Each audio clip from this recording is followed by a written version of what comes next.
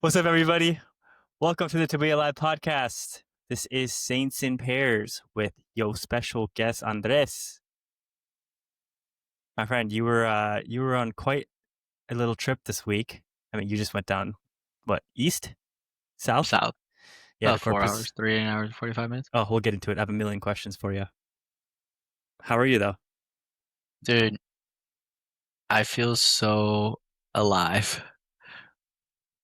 I feel so excited. Like abundance is coming in. Yeah, I have so much I want to do. It's crazy. It's crazy. Let's go. It's Let's crazy. go. Okay, let's do a quick 1 minute grounding meditation. So, listeners, please, if you can, close your eyes. Take a couple of deep breaths.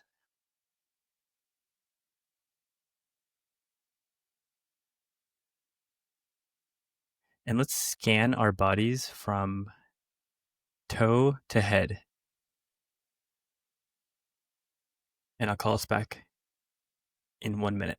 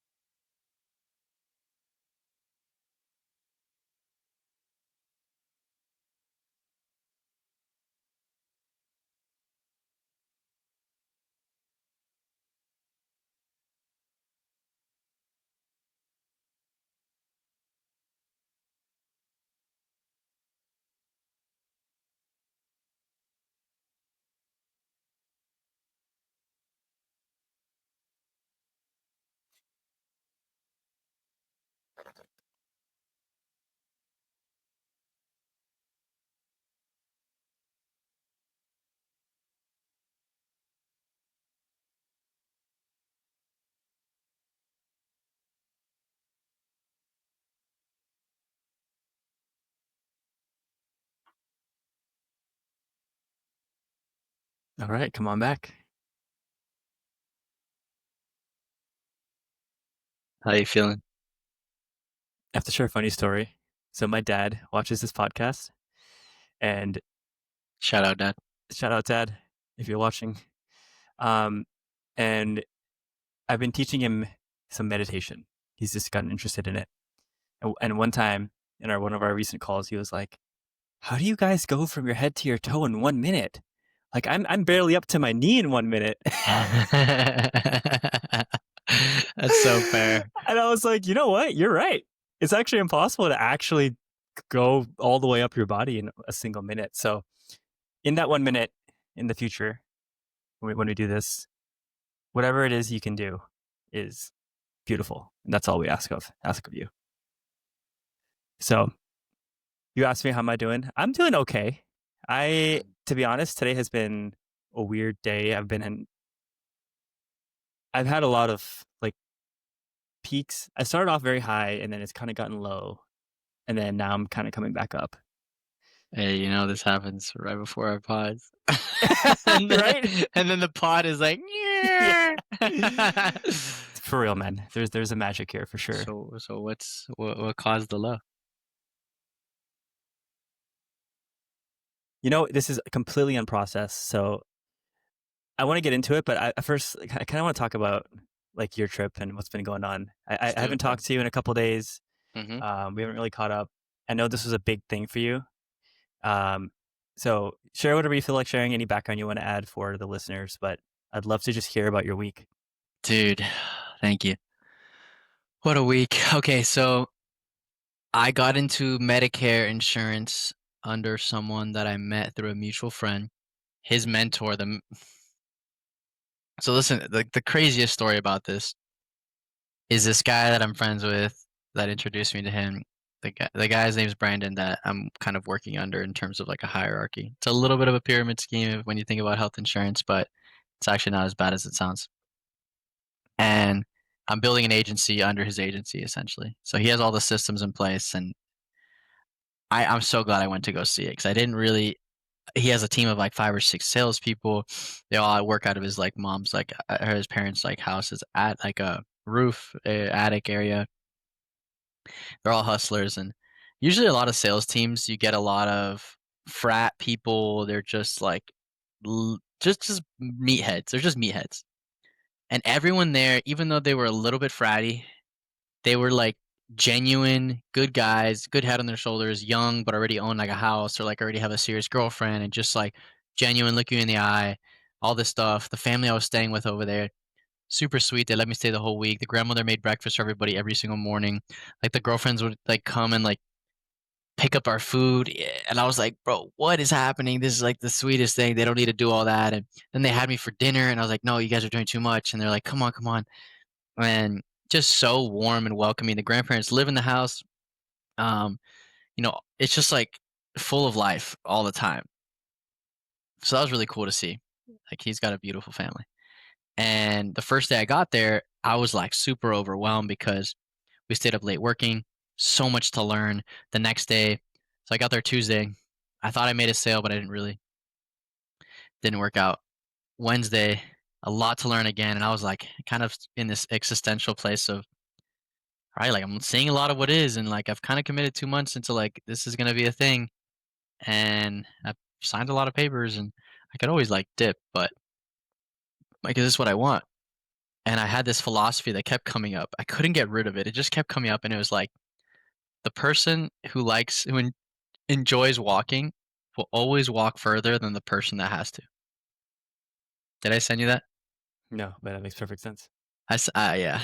That kept popping up in my heart on the first day, and I was like, okay, well, I'm gonna see how I feel about walking this.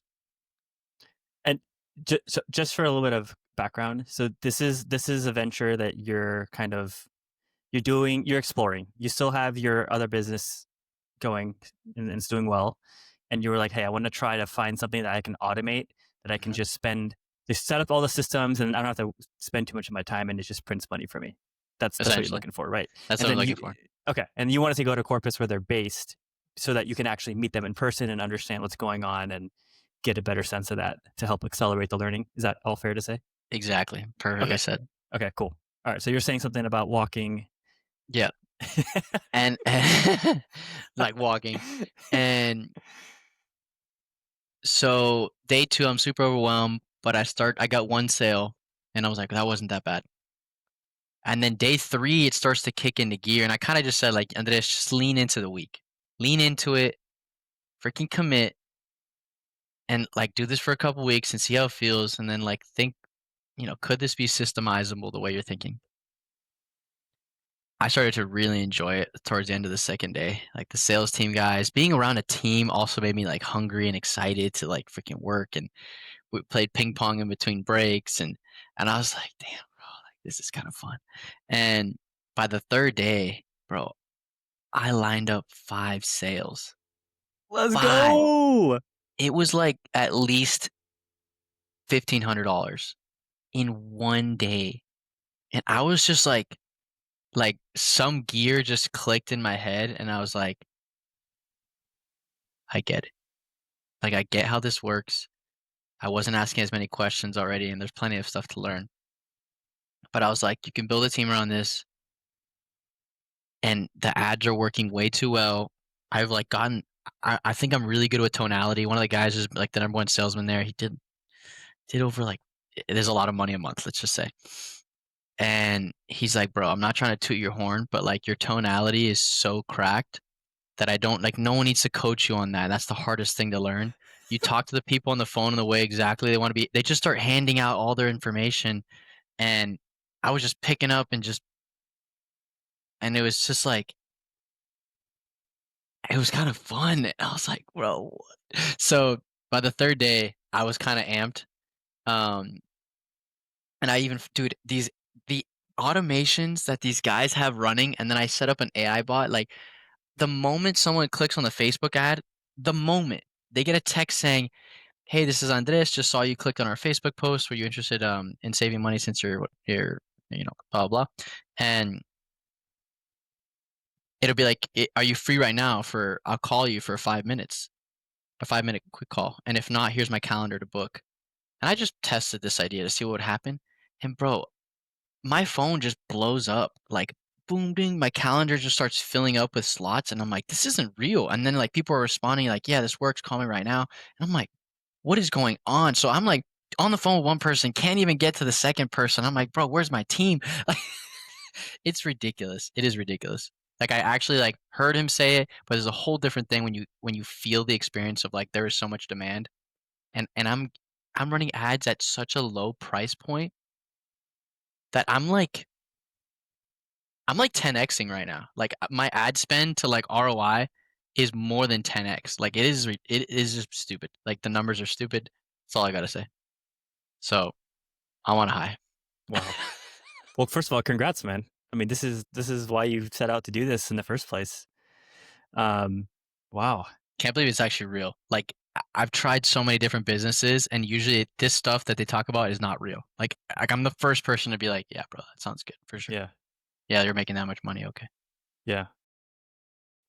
Okay, we're back. All right, So, we're back. um, it's funny you mentioned to me this tonality thing because I know exactly what they're talking about. Because I feel the same thing. I mean, I've said this about you. Just like I've noticed in social situations, right, where people feel very safe around you Mm. because of your presence. So, of course, that's going to extend to when you call someone on the phone, and not just like randomly call, but you're trying to sell them like insurance, right? Like that is the one kind of like sales in general is like the one field where people are the slimiest, right? Like that's where you try to bring in all your manipulative tactics and stuff. So I just have a nerdy question I want to ask. Like, what's actually happening when you get on the phone that you're describing as like a good tonality, but what do you think it actually is that's allowing you to like close these so much? But okay, so the ads are doing 90% of the work because we're putting out ads. We're actually there's a special program. But there's a special if you're a certain type of like if let's say you're a veteran or whatever. I'm not gonna say more than that because I shouldn't say it if people watch this. It's like my buddy's like, dude, don't tell people how good this is. And if there's basically savings they're leaving on the table because most brokers are not informed about these options, and so the ad is tailored to these people. We're like, hey, if you're trying to save money on your insurance situation, reach out. So they come in already wanting the savings. They're like, hey, I saw this. What is there? And I just immediately go into it, and I'm like, yeah, I saw that you clicked on this, blah blah. Are you currently on Medicaid as well, or just Medicare? And and before they even, because some of them will be like, well, what's this about, or like, how does this even work? And I quickly be like, well, it's very, I'm not actually sure if you're going to qualify, and so I just need to check a couple more details. I can't promise you anything, man, but we have been able to help out a lot of people. And so then I just quickly like divert that, and then just like go back into asking what I need. Be like, what's a good zip code for you? And then based on that information, I can pull up their area and what savings there are.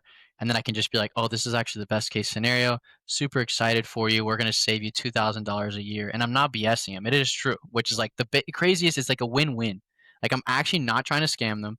I actually am helping them, and I actually make money in the process. Like one of the rare places, one of the rare opportunities in sales where you get to actually have Yeah.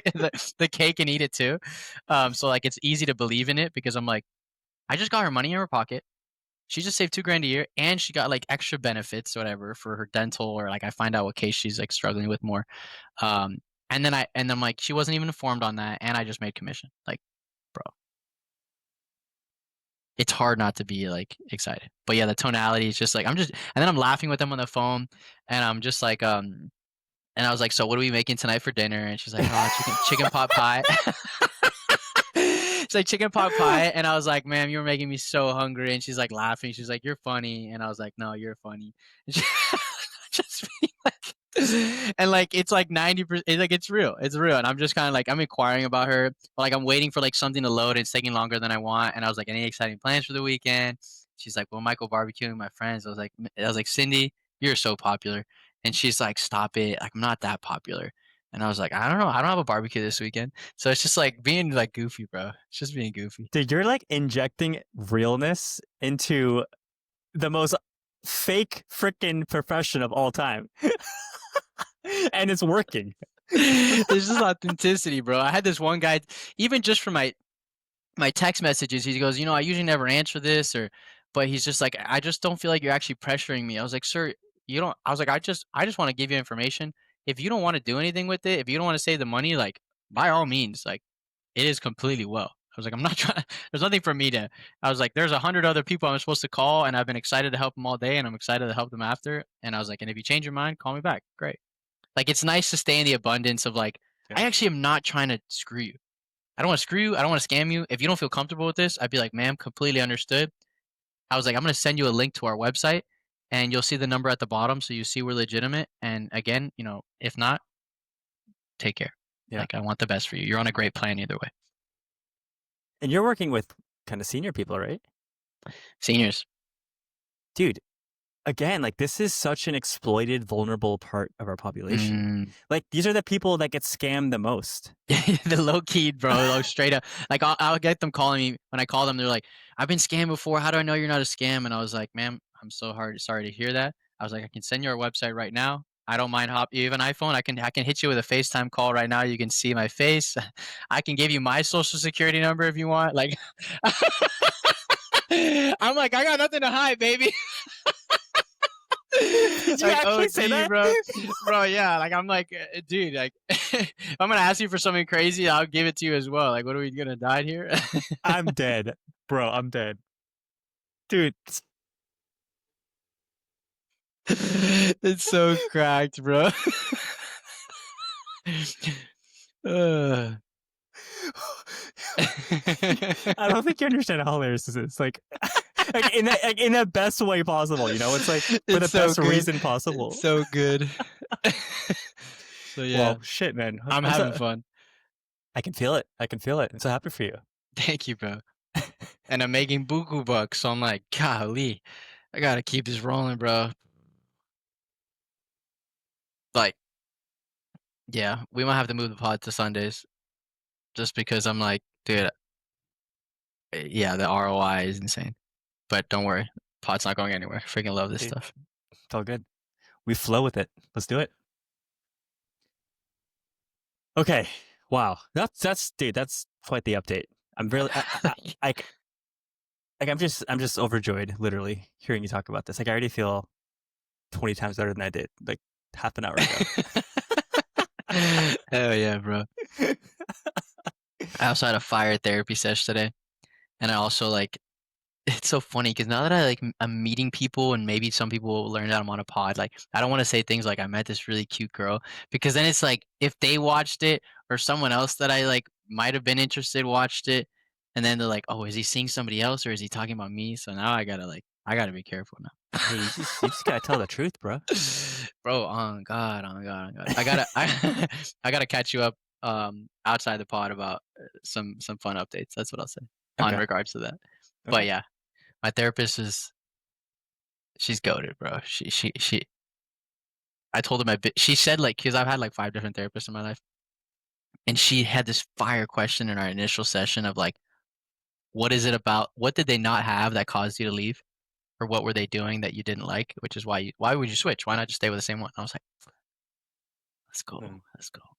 And I was like, they don't challenge me. mm. I come in with a clear set of goals, and they just let me talk. And there's like not like when they did push, I'm like, "Oh, what are you really getting at?" And it's like not really pushing. And I was like, I want like if you see something, just hit me with it. I'm gonna receive feedback super well. Like I want a mirror. And bro, the last 2 sessions, she's just been like. Anything you want to share that she's challenging you on or anything that you're learning? So she hit me with this reflection on like, are you retracting women that you internally know that you actually won't end up with as a way of not committing or as a way of like maybe being overly cautious and avoidant, which I didn't expect her to say. And like we sat with it because I was like, I don't think so. But I was like, but let's look at it together, which got me excited. Um, and then as we dove into it, I was like, in the past, yes. Now, not really. But I do like the last couple of things I've noticed have been like situations where we wouldn't end up together, but I was opening myself up to intimacy. And ultimately I came to the conclusion of like this isn't worth it anymore. Ideally I want to find a partner and a wife, and so like I can't be close to women in that sense. I already came to that. But today she even said this thing of it came up where I was like, I'm noticing I have a fear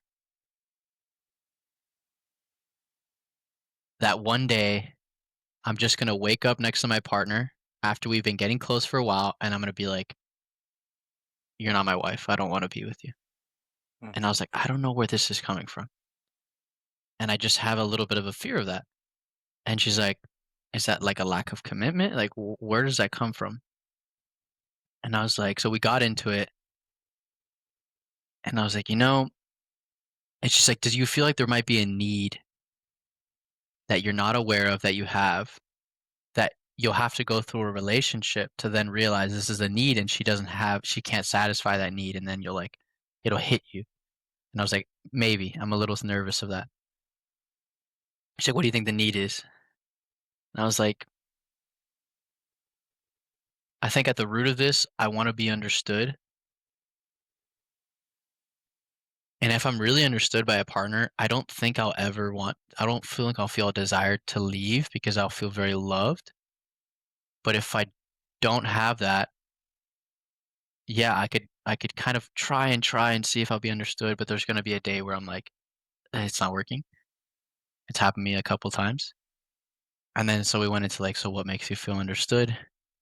And the root I was like, I thought it was intelligence because I was like, they have to have the capacity to like understand the nuances of how I see life, or like that we can leave a dinner party together and be like, you saw the way that they interacted, like there was something there. Like I wanted to have that level of like sync with somebody.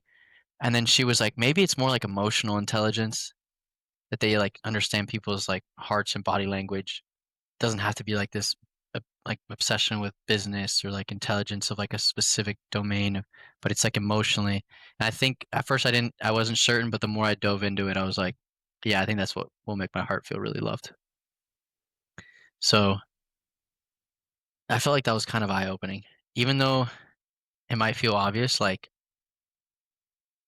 at least I have like a good litmus of like this is what consider as like a need of mine to like be seen and known, kind of like how you're like you're like when you meet somebody, if they're going to be a mirror for you, or if they're just going to be someone that you have to kind of pull forward spiritually, versus like she can just like be like, I feel like you're angry right now, or like what's going on with you. That level, that's an emotional intelligence. We pick it up as a spiritual attunement, and I think they're but one and the same. Mhm. Um, but that's yeah, it's emotional intelligence. That's gonna Yeah, make you feel so loved. yeah, and I think like to even go to expand on what you're saying, or what I think you're getting at, is it's emotional intelligence, which really is an emotional intelligence that they have within themselves already, Yes, right? yes. So like, I always say this on this pod, but like the way this all works is we can only see reality as clearly as we can see ourselves, right? Our patterns, our ways of moving, or whatever it is. And so a woman who has done the work, for whatever reason in her life, has gone inward, has noticed the way her patterns manifest in the way she behaves towards people, or whatever it is, and has found some level of peace in that process. Like that's the kind of person who can then notice that exact thing happening in other people. And that's exactly, it's I have the exact same need as well. It's this Mm, exact same thing. It's like I can't date someone who hasn't done any of that inner work, because, and not because it's a checkbox type thing. Like I don't mean to make it sound like that, but legitimately, if someone cares enough to be a, I don't know, the highest version of themselves for whatever reason, whatever it is that's driving them to that, to find their peace in every moment in their life as much as possible. Like that's the kind of person I want to be around. And if someone hasn't done that, it's obvious, like in the way immediately. For me, like it takes less than 5 minutes to be able to tell if someone has, is oriented to that way of life or not. So I heavily relate to what you're saying, because it's the same thing with me, man. mm. It's the same thing with me. But it's like naming it, I think gave me some power back in the dating discernment process Like you're like, okay, it's a feeling I know, blah blah blah. But I'm I'm such a romantic. I keep my heart open to like want to try, and so I'm like, oh, I'll try. You know, this girl's really really cute. Like let's keep getting to know each other. Let's hang out, blah blah blah. And then it's like I want something to like anchor myself so that the holding hands, the excitement, the kissing, the whatever, getting to know each other. I don't end up in this place where I'm like, why do I want to get up and leave? Why do I feel like my heart is hurting? I see her so in love, so excited. And this is like, thankfully, I even said it one of the last times I went out with a girl. Somewhere on our date, I was like, I feel like you're really understood by me.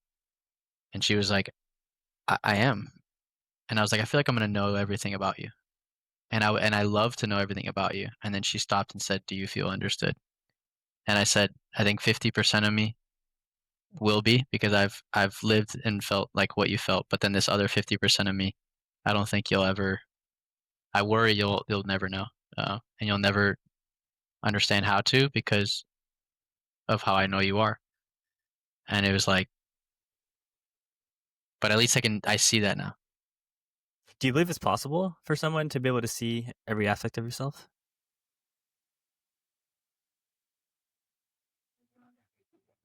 I mean, there's the argument of like you can never be in their mind, in their heart, in their body, but if they're like if this is the bounds of their existence, as Andres, I'm the person that does this. I like scan and learn every possible inch, and if you were to put it on a graph, estimating wise, I covered 99% of the surface area over the span of years. But there's always that 1% I don't even know is there, and that she doesn't even know it's there. So like, so it's an endless journey. But Yeah. I think I'll do it pretty well. Yeah.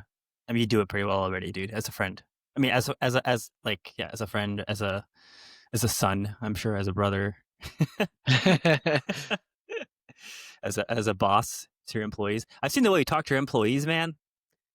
It's just such a it's just your mode of being. And so of course you're gonna want to find someone that is at least Mm. compatible and sees that to some level. Because I don't you're not someone who's gonna like wear that on his sleeve. You don't need to announce to the world, hey, I lead with my heart. Like people just feel it. Because it's not an ego thing for you. So You know what's a crazy subtlety?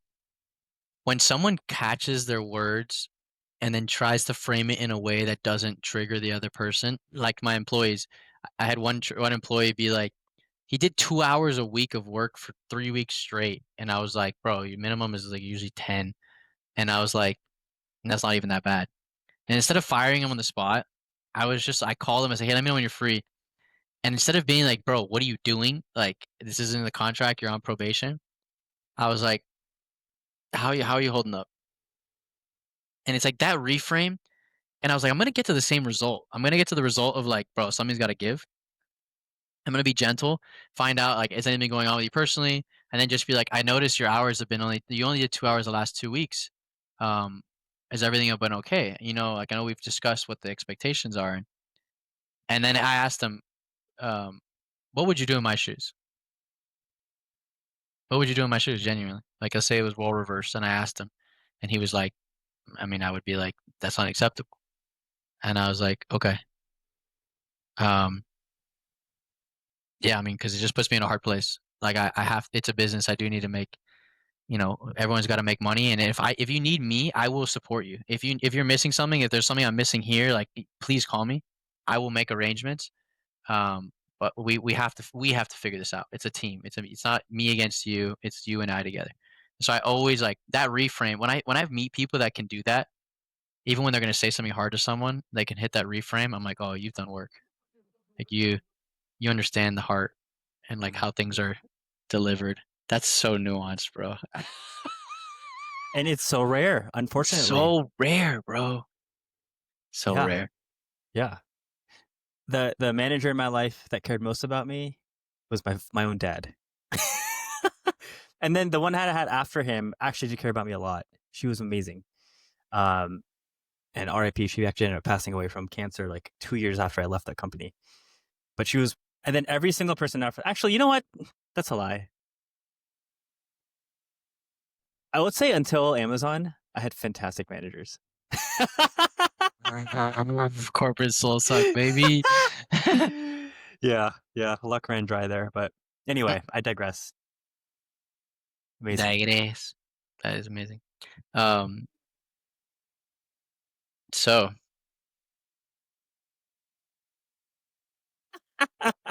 no more running away. Yo, dude. Okay.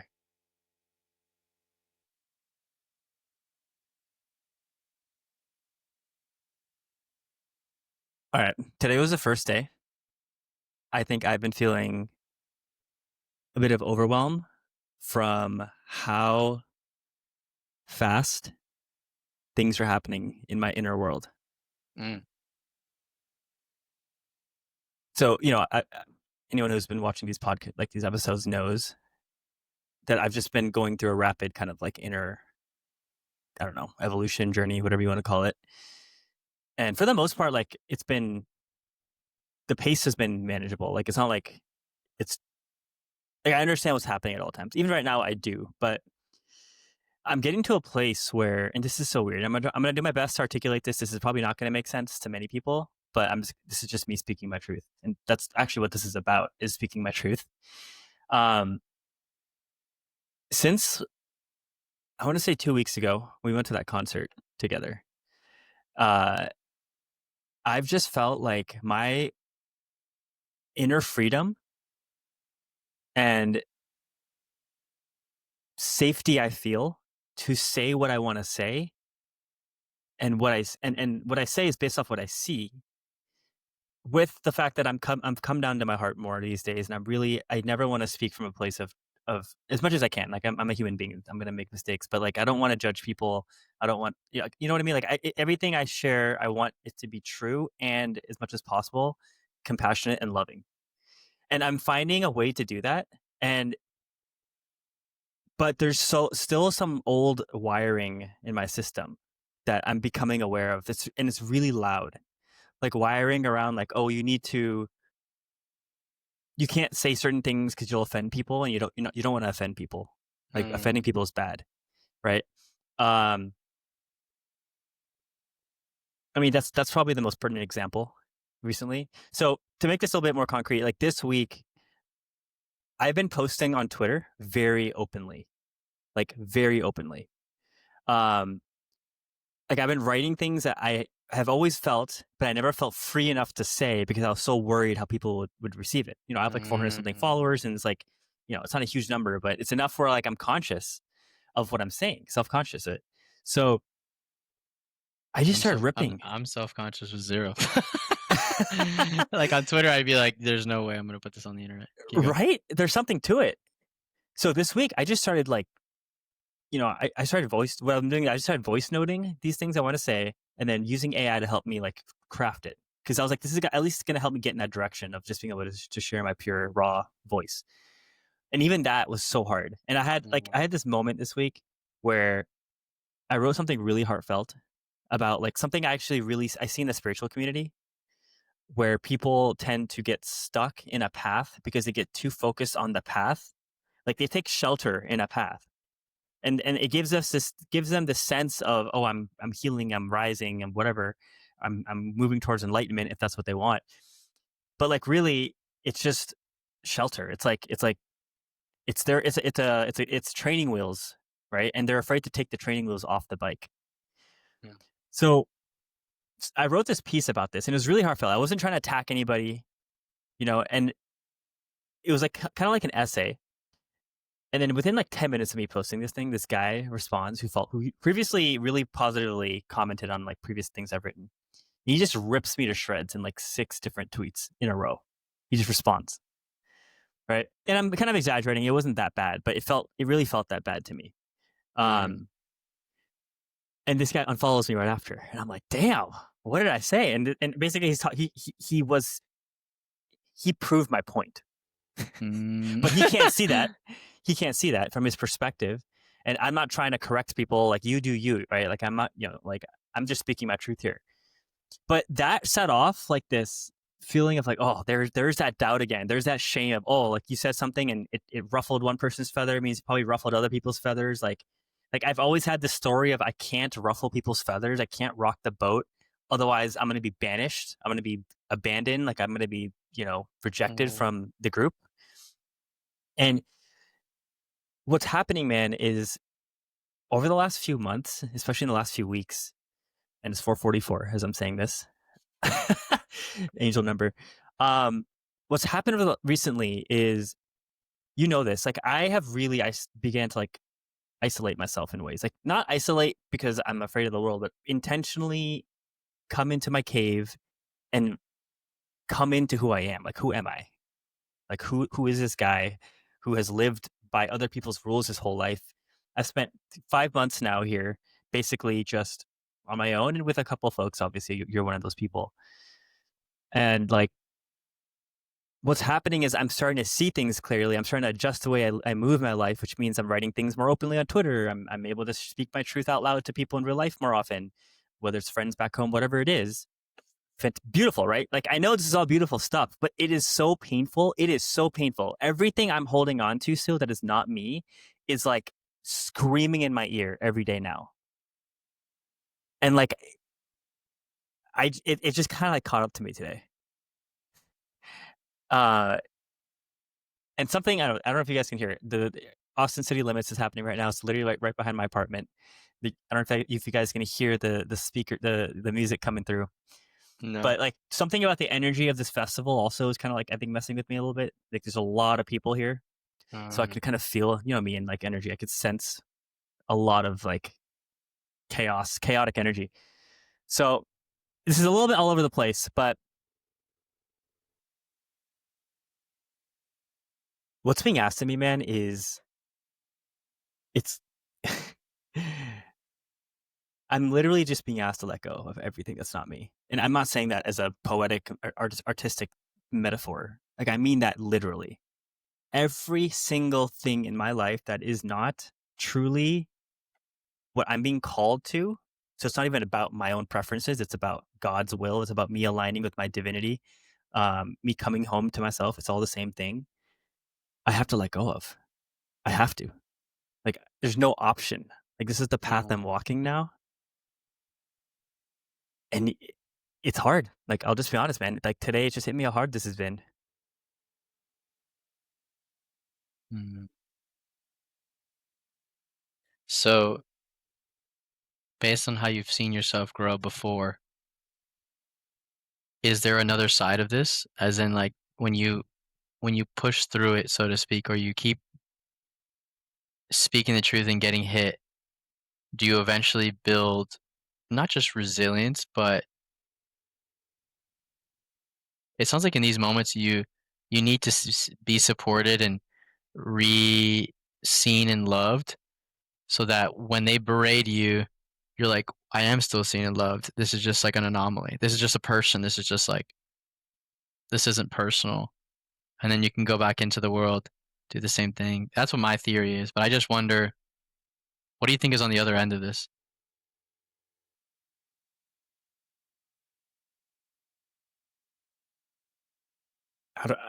It's speculation.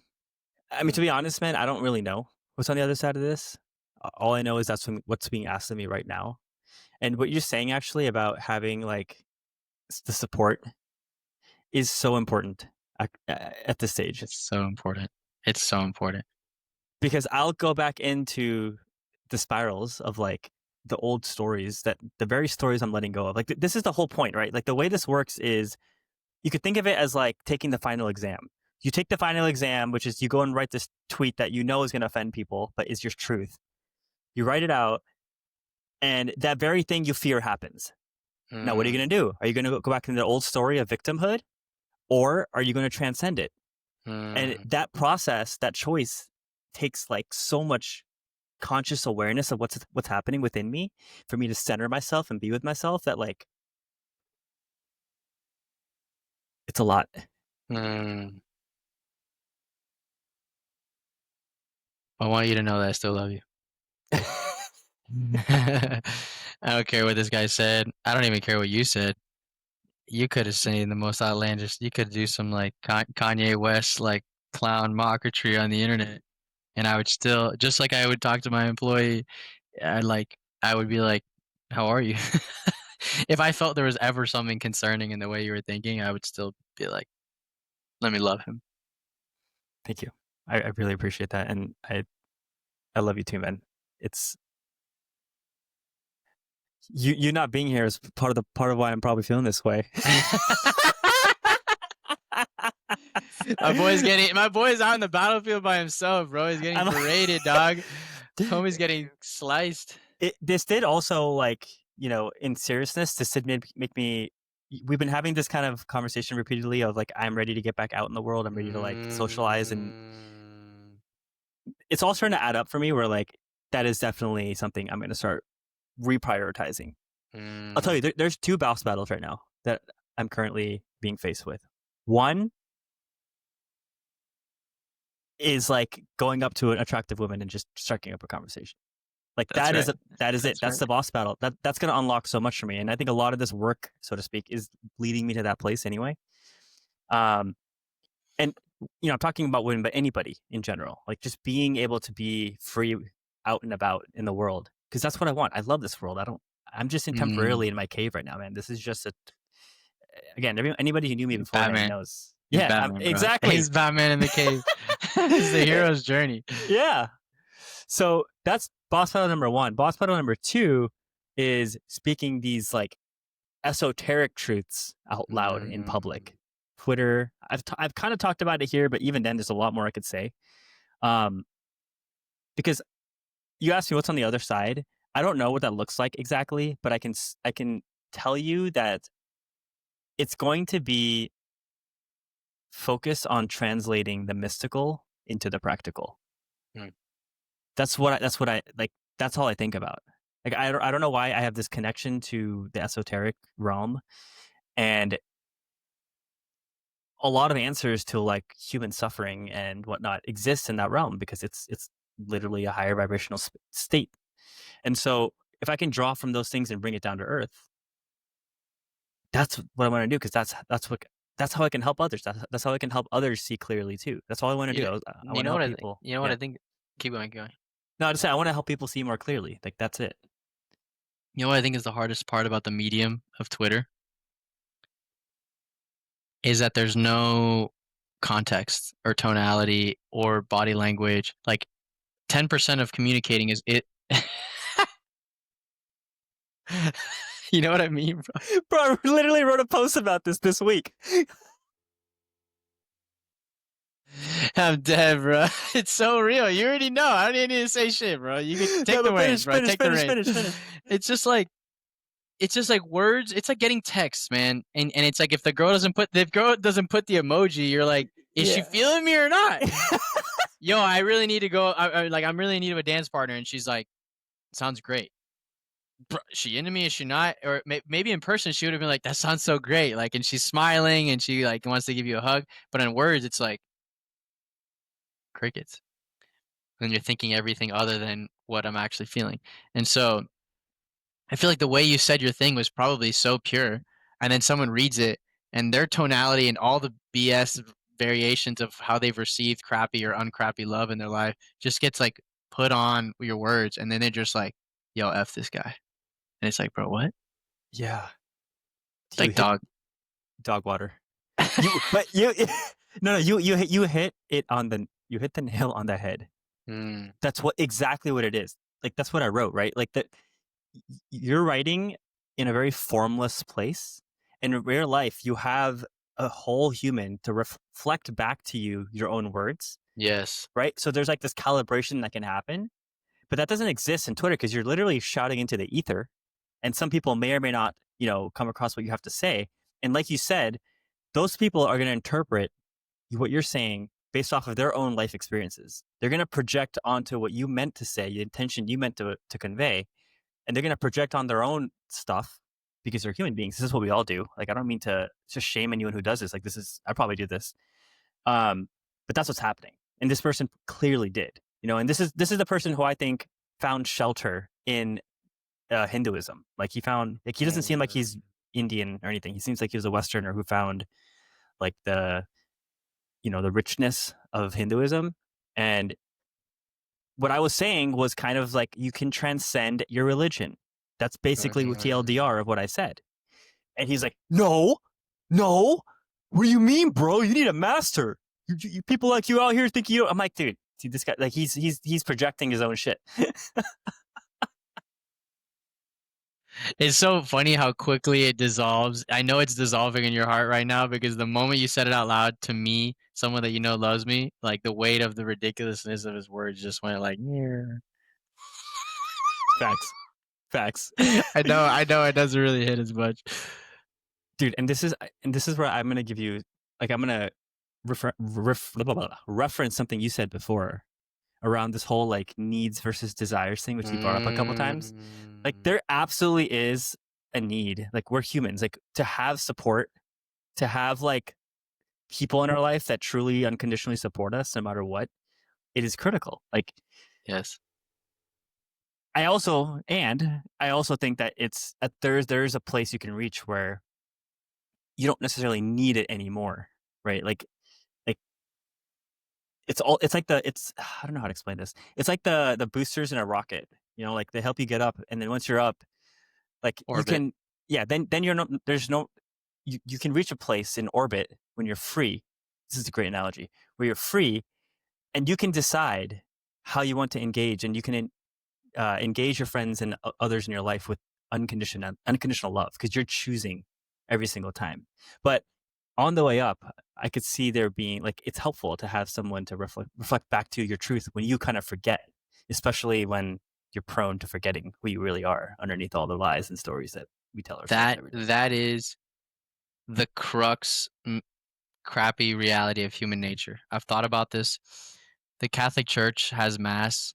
Most churches have mass every single day of the year. And I always was like, bro, that's so OD. Why are you going to church every day? Like, grandmas do it. A lot of grandmas. And then there was a season where I did it. And I remember, never forget, this priest was like, the reason we have mass every day is because the biggest flaw that humans have is that every day they wake up, they forget who they are.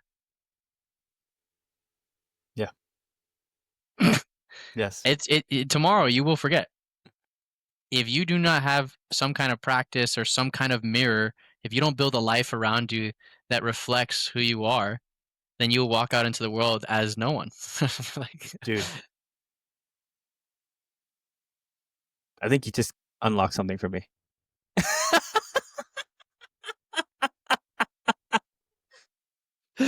so good. I think the why for keeping up with a daily spiritual practice was never clear to me until right now. Like, I was doing it because everyone says you're supposed to do it, and that never felt, that's not going to stick. But this is, oh my God. Yeah, you're right. Yeah.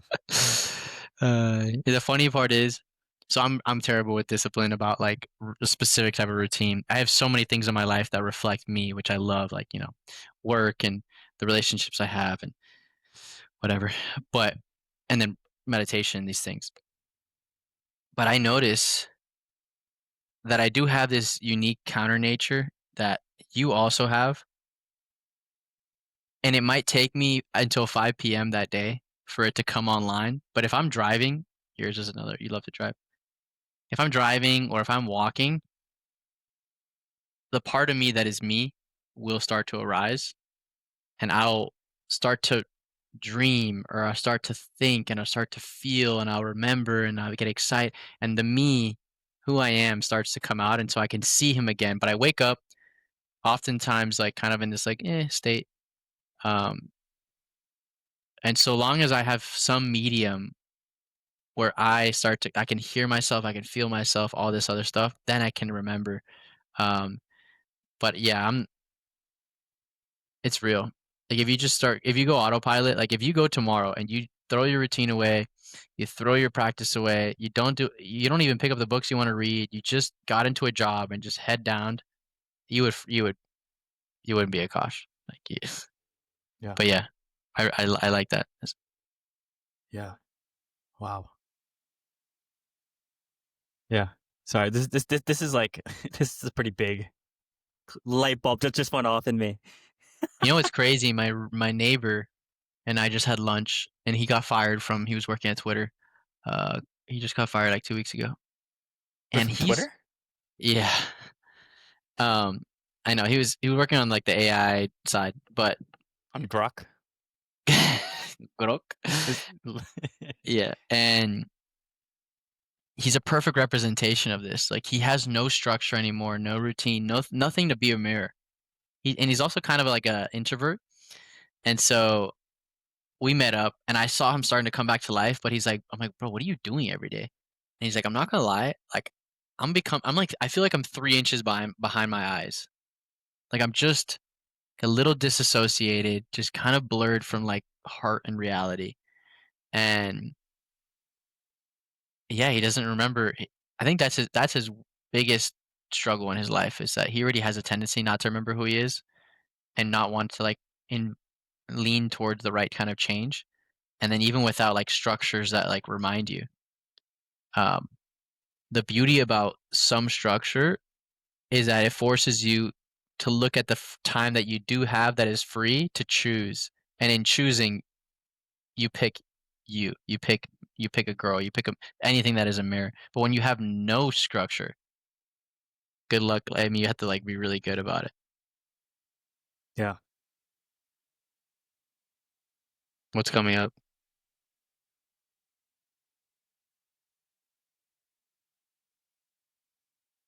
I guess that's more of what I was saying earlier. Just like this just Shit, feels like quick. another thing to add to the list of things I have to do now. All right, I need to be thinking about. Um, I would. of yeah, I mean, it could be a mantra until it integrates. It'll integrate soon. it will, it will. I'm just yeah, I'm honoring it at the moment. But dude, the social thing for me is so difficult, which is so funny for me to say, but it's true. Like right now at this stage, it's so difficult because I know I have this need or like this longing to be around others, but like only others who I feel I want to be around. Can I say something crazy? I'm gonna Yes. throw a wrench in you at you because I remember I was in a season one time, and I still get like this sometimes. And maybe you haven't, you can't remember this, but the touch or affection of a woman that you actually like, for me, turns off that part of my brain. Turns off this idea that I need, like, I only want to connect with certain types of people. And I'm just, this isn't, I'm not saying this is absolute. I'm just testing because I've noticed this in myself sometimes. And oftentimes when my needs are met, I have this weird amount of bandwidth that I can just go play in the like almost like a kid in the mud, just screwing around, talking about superficialities, like doing dilly dallying, and just kind of be this like energizer bunny because this safety, this heart, this like cup that is so crucial to who I am is filled that I don't. It's overflowing. I don't need any more of it in that moment. It's almost like it's an attachment thing of like a kid. As long as his mom is in the room, he can play with his toys. But if he looks back and his mom is not there, he's like unsettled. He doesn't want to. He's like, when is she coming back? And then when she comes back, he gives her a hug. He gets all excited, but then he doesn't care if mom is there anymore for a couple more moments because he's gonna play with his toys. And it's like for me, at least I've noticed. Like if I have some level of intimacy with a friend, we're talking, or a girl that I think is cute, or like I guess I send her a couple texts and it's well received. That part of my heart gets satisfied. And if I have intellectual conversations with a friend, and then I'm like, now I just want to play soccer and be kind of degenerate. Like now I want to go do this. So I really would wonder, maybe you are like our friend Cam, where he has a mission that he doesn't feel the necessity to be in the world to an extremity. Um, but I wonder if there's a happy medium in what it is what cup needs to be filled that would allow you, because it is hard to find and curate only these types of connections, at least initially. There is a level of friction in meeting new people and kind of sifting through. Um, Yeah. so I'm throwing a curveball and I seeing how it sticks. I feel like this doesn't feel like a curveball or a wrench at all. Does it resonate at all? No, I mean it.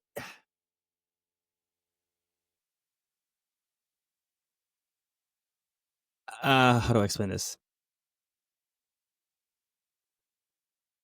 I almost feel it's not even almost. I know what's happening right now. Like this is Mm, all me learning how to love myself, like actually, without running to other people, which is what I've done my whole life, mm, right? And like, dude, this is it's 5 months out of my entire life of just being a little bit more removed from like the social world is nothing. It's a drop in the bucket, right? Maybe another few weeks. Like I can already feel myself entering yeah, it, shifting into a different mode.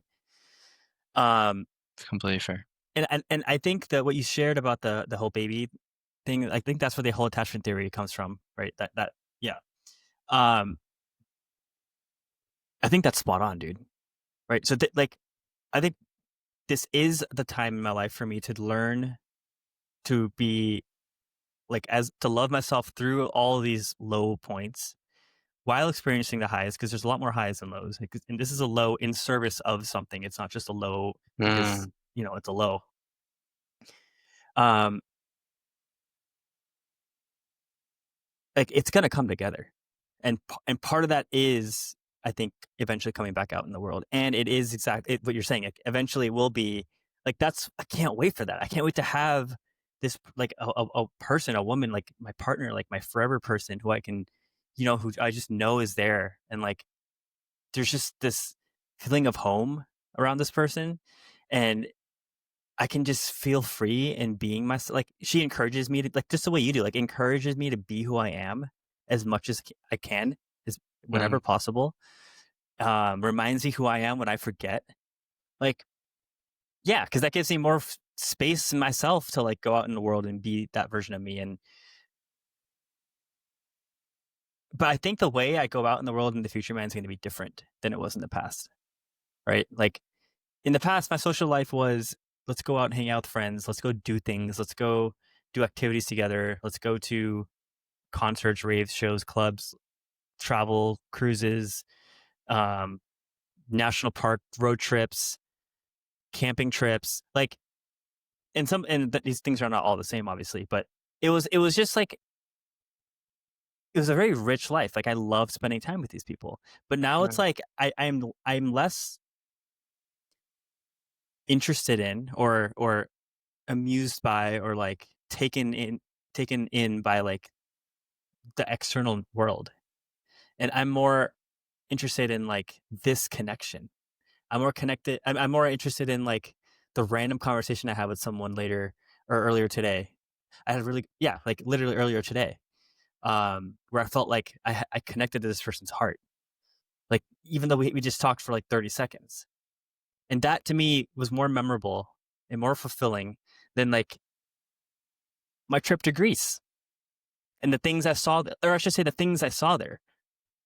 And side note, what made that trip incredible was not like the sights I saw so much as the people I bonded with and how I found myself in a tiny island in the middle of the Mediterranean Sea. So mm. it's all happening, man. I trust that this is all happening the way it's supposed to, and I don't know.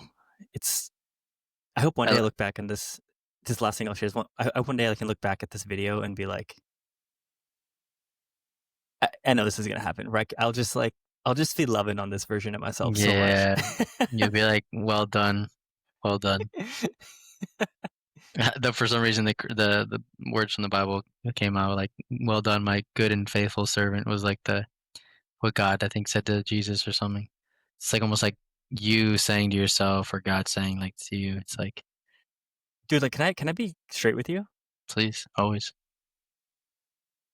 I don't know if I've said this overtly on this podcast or not, but like, dude, I'm dedicated to truth.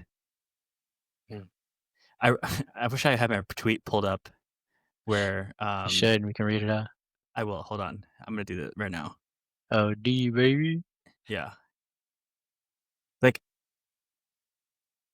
nothing else matters to me. Hmm. You will. You will. You will What? be a polarizing force, by the way. The more you do that. I know. So like you will lose followers and you'll gain followers, and it'll only clean. It'll only clean your list. So.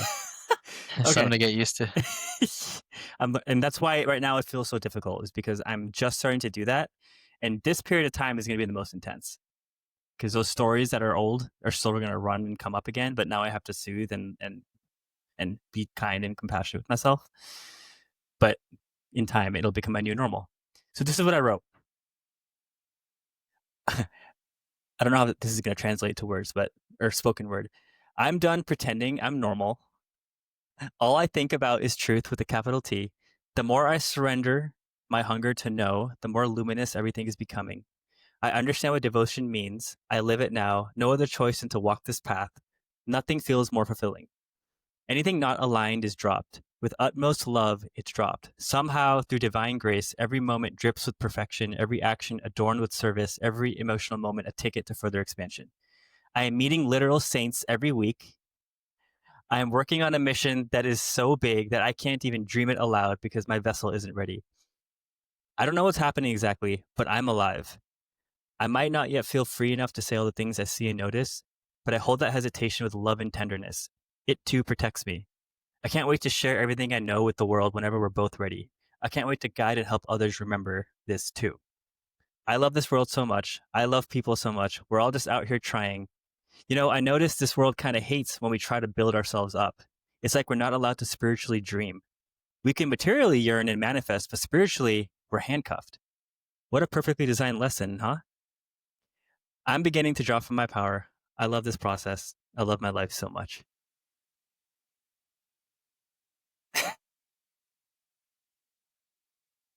That's my truth, man. I really wonder if you said it on a video like this and that guy heard it, what he would feel. How could you knock you? How could you knock you for that? There's an idea. What if I just video recorded all my tweets and just posted them as replies to the original tweet? Not because I need people to understand me, but because it gives a different dimension to what I'm saying. Yeah, you're getting from 1D to like at least 3. Okay, I'm gonna try that. I think it's more honorable too. Like it honors you, like what you're trying to relay. You know what's so beautiful in this too? By the way, it was beautiful. Beautiful message, super raw. You have such a we're very similar, but you have such a romantic heart that I think felt cold for a while because people or whatever life made it seem like you weren't allowed to feel all these things. And so I think it seems like it's probably so freeing to just be like, I said this in the world, like this inner thing that is so core to who I am that I would usually never dare to tell anybody. Now it's on the internet. Now it's out there for anyone. Um, and it's romantic and it's poetic and it's like soulful, but it is more alive than everything else. Like in the Bible, there is a book called Song of Songs, and it's about two lovers basically coming together slowly. And God uses the analogy of two lovers to represent himself with man, with humanity, with existence itself. And he uses this book as a way to make an analogy of that. And it's the most referenced book in the entire Bible by the most saints. It's like every saint basically is like, this is it. This is what love with God feels like, looks like. And it's so crazy because when you started talking, immediately I thought Song of Songs. Wow. Like your heart is tuned to the heart of God. Like the word philosopher means a lover of wisdom. Like you have a philosophical heart, you have this romantic heart, you have a heart that models the heart of God, which is to be in love with creation, to see the flowers growing on the trees, and you see reality as it is, and it's like because of that, you can't help it. You can't help it. Why else would you think of anything else? It's like you're captivated. You're captivated. This is exactly what it is to be seen by someone else. Thank you. Thank you for seeing me. I'm in love with creation, man. That's what it is. Like, I don't know why, but I just can't help but notice it all everywhere, like in Mm, every moment. And it's like in a world that doesn't really move that way, I think you would agree with this. Like we're going against the grain all the time, and it's not easy to live in your truth in a world that wants to know their truth but doesn't realize that they don't know their truth. Um, and for someone like me who has so much wounding around feeling like I don't belong anywhere, like how many times have I said to you like I never felt like I belonged anywhere on this earth my whole mm, life. Like I tried so hard to fit into different groups my whole life, different, cliques, different communities, clubs, you name it. And maybe that's part of why I'm right now I'm just chilling because I'm tired of trying to find my people. mm. Fair, dude. Fair. So,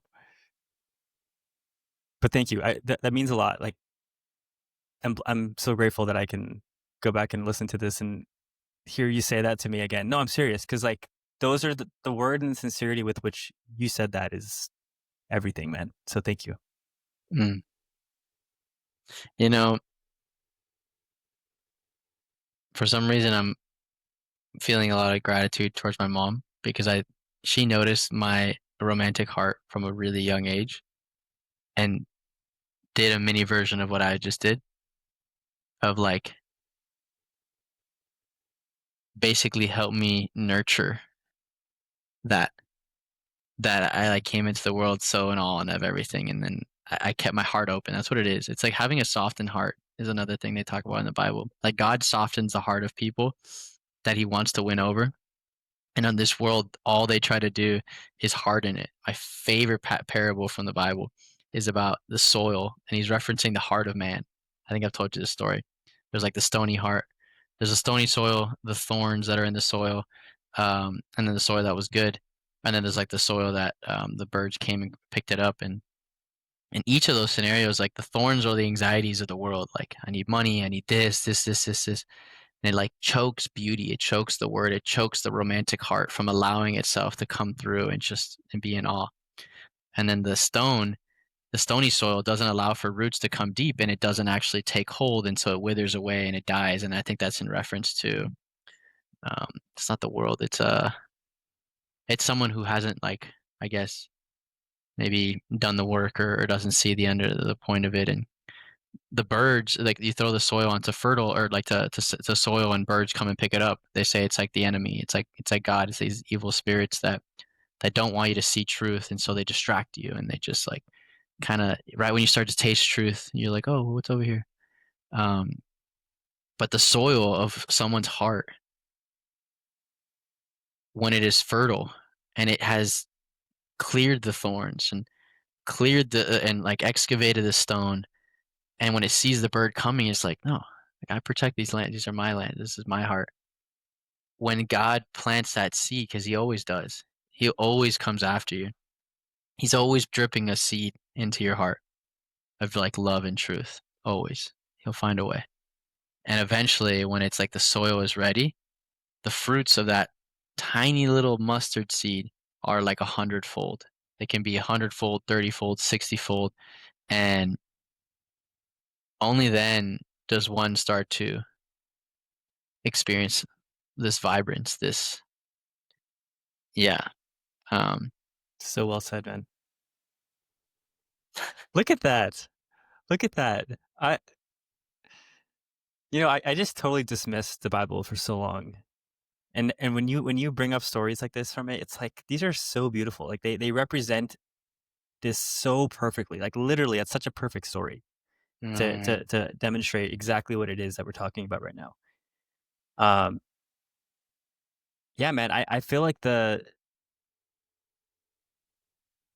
that soil right now is like I'm tending to it.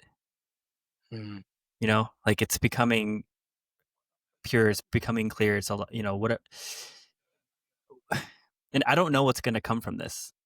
I could sit here and speculate and tell you, oh, like this and that, but that's just my ego. Like I don't know. It's not even up to me. I don't decide what happens from this point forward. I just have to honor what's right now being asked of me. Um, And I just like, I know like this episode I've been a little bit more, reserved, maybe not as crazy, energetic, whatever. But even in this, I can feel the beauty of it all. It's so beautiful. And like, imagine if like the world approached like their own pain and they could see the beauty in their own pain the way I'm kind of beginning to see it now. I'm not special. I'm just see it. I just see it for what it is. And like that's what my heart yearns for. Like I want to take this beautiful, I don't know, understanding, or I have some ability to like sense into this just the architecture of everything, of creation, and I want to like show it to people. Like, guys, it's right here. Mm. Like we all, it's our birthright. Like we're made of this stuff. All of us.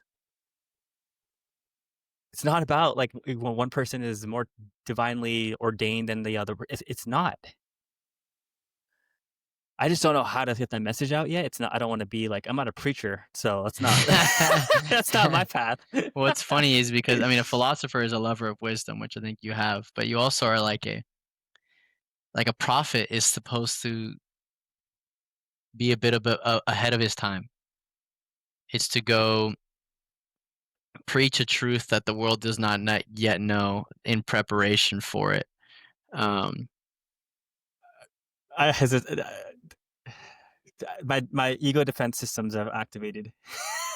I, like wall, that's the that's heart hardened. that's a lot to take in. But yes, go on. Sorry. Yeah, and it's funny because at the end of the day, for a while I used to have this idea that like I felt like I was called to be a prophet, and then I was like, bro, like that path sounds so like I'm not worthy slash like f that, and at the end of the day, it calls you. Like it's not going to be it's not your path if you will it to be, if you force it to be. If it calls you, then you listen and you follow because and it won't be about you and it'll be obvious and it'll just pass through you. Like you'll just be this muse. Um, the muse will just come through. And it's the same thing as like for so long I discerned becoming a priest for a while. I don't know if I ever told you this.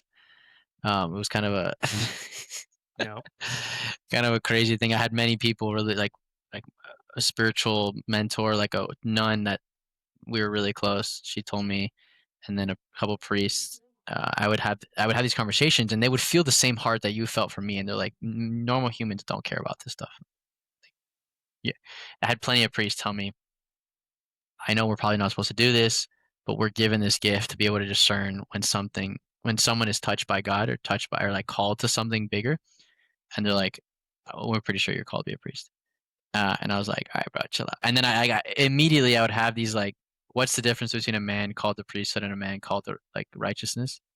Like that was what came out of my heart when this priest told me that. Beautiful. Crazy. It just out of nowhere. Like I just like I called it the spirit just like came through me. Yeah. And his answer was like super lukewarm. And so I was like, okay, that wasn't true. But and then I remember pondering that, and they're the same thing. A man called the priesthood, and a man called the righteousness. So I have the same exact virtues, same exact qualities. So I was like, okay, cool. But in my discernment, I was like, how do you know?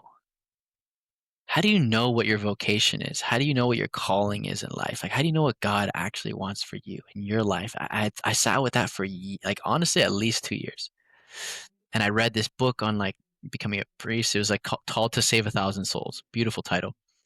I felt really resonant with the title.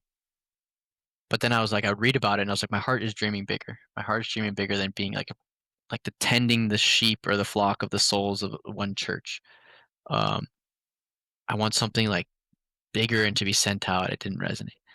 But the wisdom I got in discerning this stuff was like, you don't find it, it finds you. Like at, at the end of the day, this is the story from the Bible about like God is relentless for his children.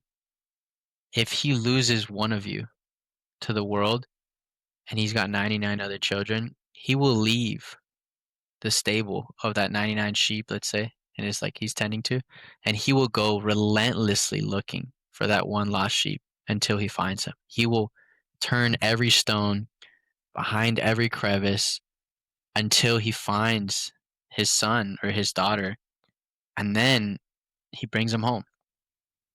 And in bringing him home, he throws the biggest party. He rejoices. There's all this excitement, and then he calls them by name to his path. And it's like the sheep or the son can wander again and again and again as many times as he wants, but the father will always have an embracing arm back home. If you were to come home, my son, I still love you. I would still rejoice because once you were lost and now you are found. And so, like, bro, we can run around all day and we can think like try to think our way to the finish line, but at the end of the day, what's for him will come through. Yeah, that's what it feels like too. Like spot on, man.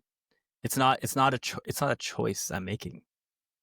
I'm not like, I mean, it is, but like, it's not. When it comes from something bigger than you, it's like if I don't answer the call, then I'm going to suffer. And if I do answer the call, I feel alive. So, and you might suffer. And but the suffering won't be pointless. It will be meaningful. It'll be like a meaningful suffering. Or I think my definition of suffering is pain that is meaningless. Yes. And then there's just pain, meaningful pain, which is just part of life. So this whole thing, like this, again, 2 years ago, if you talk to me and you showed me this conversation and you have someone else in my shoes right now, I'll be like, y'all are fucking nuts. I'm not even kidding. I was so removed from this stuff. Like, I didn't understand. Like, I could not fathom what I'm talking about right now.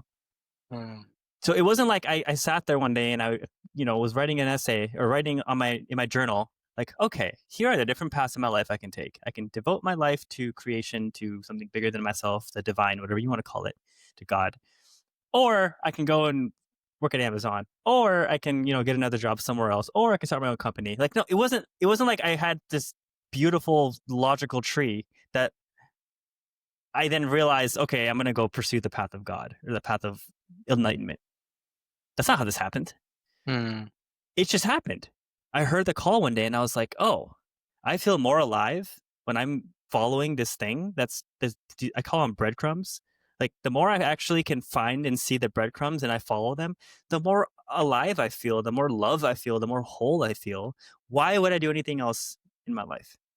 Why? Because I did that. I did that for 32 years. I already have all the evidence that that's not for me. And I tried to make it for me. And it still brought you here. It still brought me here. And you can go every other direction and it'll still keep bringing you back. It's almost like this internal forever compass. And I see all the people in my life before who follow the same path I am. I see the same pain in their eyes. And it's like, what if there's someone to show, like, I'm not going to tell them how to live their life, but just show them there's a different way and let them decide if it's something that that speaks to them or not. Like, I don't know. Again, I don't even know how I'm going to do that yet, but like, imagine people realize that there's another way. And so it's not a choice. It's like, it's bigger than me, man. This is not about me. I'm blessed to be where I am. And like, I have my moments, but like, this is all I care about. This is all there is in my life now. I want to keep pursuing this path. I want to keep pursuing the truth, the capital T, and I want to find my person. And I just want to like start a family, and like I want to keep my really good friends in my life, and like I'm good. Like, I don't need anything else. Keep, job, obviously, all this stuff. Like, I'm good. Like, this does not have to be a complicated life. And funny thing is, from the outside looking in, it might feel complicated. Like, oh, this guy's doing all this stuff. How does he do it? How does he have the discipline? Like, it's because I'm not the one making it happen. I'm just listening. Something comes through, and you're right. I'm just you're just an artist, bro. you're just the person holding the pen. We're all creators. It's creation. Therefore, everything in part of creation is a creator. Right? So It's our Anyways, nature. I guess that was my preach. I guess I could be a That preacher that after all. that. I'm dead, and it's not a preacher. It's a prophet. But yeah. uh, in another life, you would have ran a Baptist church, bro. I probably did, dude. On God. I'm about to do this hypnotherapy past life thing in a couple weeks. I'm like kind of skeptical about it, but I'm gonna give it a go. So I'll share anything interesting I learned about my past lives. Hell yeah. All right, man. That might be the title. What? Called to be a prophet? Question mark. Dude, clickbait AF, dude. AF, bro. I don't see. I have this thing where I don't like. Even when we call this thing saints in pairs, I was like, oh, are people gonna think like, oh, saints? And it's the same thing with the enlightenment thing. Like, oh, enlightenment. I have the same thing with the word prophet. Like, prophet, bro. What the fuck? It's so funny. I just like roll it out. Like, I just like, yeah, bro, whatever. In Catholicism, it's so much more accepted. Prophecy, everyone has gifts from the Spirit. There's like 7 gifts, and one of them is the gift of prophecy, to speak truth before it's revealed to the world. And so it's like so normalized. My gift is discernment of spirits, like to discern like what is good and true for me in a moment. Um, and I have the gift of there's like another one, but yeah, I forget. And so yeah, yours just might be prophecy. And it's like it's cool. Someone else is different. Hell yeah, bro. All right, man. Let's call it today. Great conversation. I feel like it really picked up in the last like 20, 30 minutes. Facts, bro. My dad said it might be really great to start putting 10-minute segments, like other than the main clips. I think I told you. Yeah. Yeah. If anyone listening is interested in a unpaid internship, let me know. I'll promise I'll be a good manager. What was I going to say? We did not get any questions this week. That's okay. Like we're a small podcast right now. We'll get there. But yeah, until then, we'll keep We'll that start coming up link. with some. Yeah. Yeah. And that link will be in the description. Again, if you have any questions that you would like us to chat about live, please, please, please post it. Nothing to lose. You don't have to put your name or anything if you don't want to. Other than that, thank you all for listening. Thanks for tuning in. We'll catch you next week. Much love and stay kind. Peace.